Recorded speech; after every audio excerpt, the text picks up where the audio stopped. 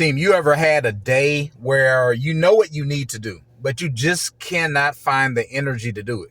I mean, you have goals, you have tasks, you have responsibilities that you need to accomplish, but everything just feels heavy and you're kind of stuck in this loop of frustration, this loop of burnout. That's not laziness. Don't think that you're lazy.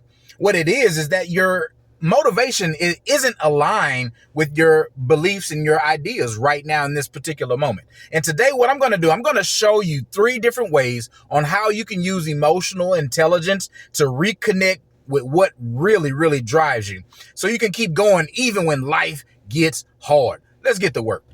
There was a point when I almost walked away from everything I built. I mean, the late nights, the pressure, the feeling that no matter how hard I work, it wasn't good enough. And it started to crush me. It really started to push me down. And then one night I asked myself, I was like, self, why did I start this in the first place? What is the whole purpose of me starting this in the first place? And I realized this.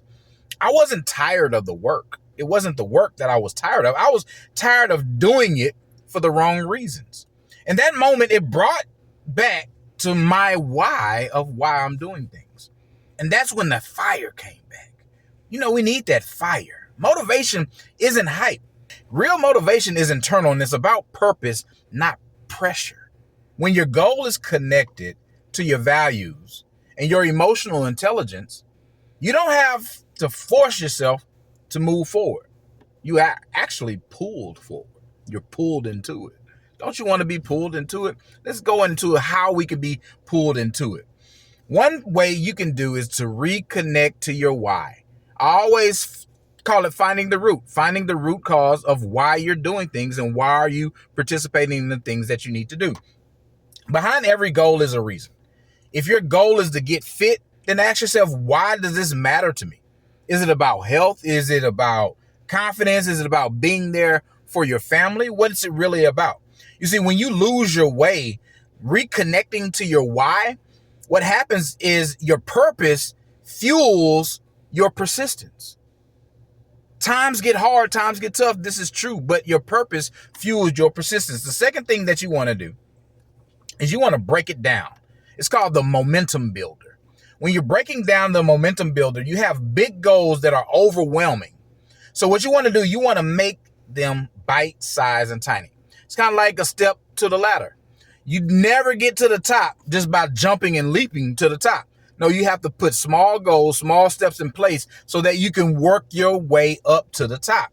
And this is what breeds motivation. This momentum breeds motivation because as you're accomplishing each task, as you're accomplishing each goal, that fuels your fire, fuels your passion, and pulls you into your purpose, pulls you into your drive, and that motivation is ignited. The third thing that you want to do, and it's real, real important, the third thing that you want to do is have emotional check-ins. Don't just go throughout life without stopping, pausing, and checking in on your emotions. And this is how you do this. You ask yourself this question. Why am I feeling that's blocking my energy right now? What is this that's blocking my energy? Maybe it's fear. Maybe it could be doubt. Sometimes we're doubting ourselves. Maybe it's exhaustion masked as laziness. You're not lazy. You're just tired. You just gave out, just burned out. You know, don't get down on yourself. This is not a laziness aspect. This is something that you will need to implement to be able to motivate yourself. Ignite that fuel of motivation so you can push forward and get to where you need to go.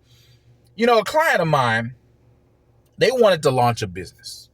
They really, really wanted to launch this business that they had in mind. And she had a plan. She had the skills needed, but she was stalling for months, just procrastinating, just keep putting it off. I'll do it tomorrow. I'll do it tomorrow. How many of y'all ever said, I'll do it tomorrow? Put it in the comments of a situation that you just put off. And then later on, you're like, why didn't I get this done? I would have been further ahead. Put that in the comments. But to speak on her, she was stalling for months. And what we did, we dug in and realized that she wasn't unmotivated. She was afraid of failing. We found the root cause.